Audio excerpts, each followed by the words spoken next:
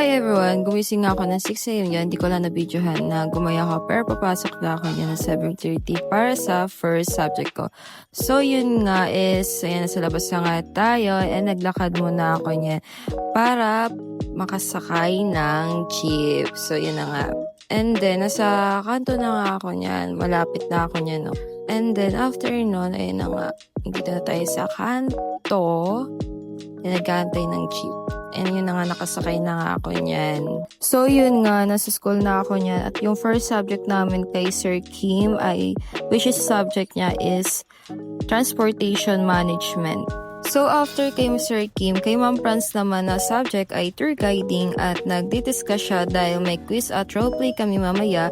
At tuwang-tuwa ang mga kaklase ko dyan na para bang walang quiz mamaya. And yun nga, nag-lunch break muna dyan, tas balik namin ay 1:30 PM para sa quiz at roleplay. At yun nga, lumabas kami niyan para bumili sa Osave na makatipid-tipid man lang kami kasi puro gasador kasama ko. And yun nga, naghahanap na kami na pwede kainin namin and maaga din naman uwian namin at wala naman kami subject ngayon kay attorney. And then, nagbayad na kami sa cashier niyan at pabalik na kami sa STI. So yun nga, nagkasulubong pa kami ni Gab dyan. Tapos niyan, init-init time na yan, no? Kitang-kita naman sa sikat ng araw. Tapos after niyan, pumasok na kami sa room. So yun nga, tapos na nga lunch break namin. Tapos magkiquiz na nga kami niyan kay Ma'am Franz. So yun na nga, napasa na mga papel namin at na-checka na rin para makita ang mga score namin. At ito na nga pala yung roleplay namin yan. And yung about sa first aid. Tapos, yung nakuha namin dyan is yung section 1, which is sa dehydration. Eh, yun nga, umaacting nga na ang init-init nga, ganyan-ganyan ate ko. Tapos, ito naman si ate Kyla nyo, babaksa kasi nga siya yung umaacting na, yan, ganyan nga, ganyang part nga ate. Sige, ang uuwi na mga tao na to. At wait lang, may add lang ako sa video namin. Itong video na to is roleplay nila Ate Lynn. Tapos yung nabunot nila about sa earthquake. Tapos ate ko, eksena si Arden dyan. Tapos si Ma'am tuwang-tuwa dyan. Tamo, paririnig ko lang.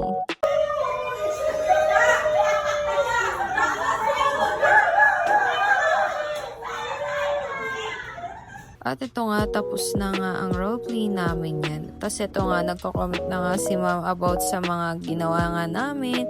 And eksena talaga mga nangyari time na yan. Kasi tama talaga si Ma'am, kikita talaga yung ngiti niya o dyan. No? Tamo, ganyan reaction niya eh.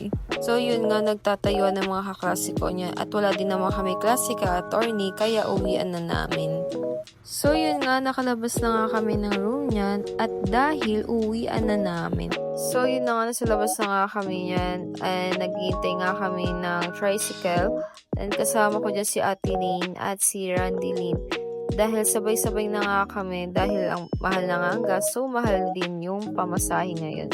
Di ko pala na video na umuwi na ako. Pero ito nga, nasa galaan na naman ako niyan. And pumunta nga pala kami niyan sa court para manood ng liga. And so, pagkatapos namin manood sa court yan, umuwi na rin kami dahil anong oras na rin doon kasi maaga 12:00 na. And yun nga, nakauwi na nga ako niyan kaya dito natatapos ang video ko kaya bye-bye na mga ate ko.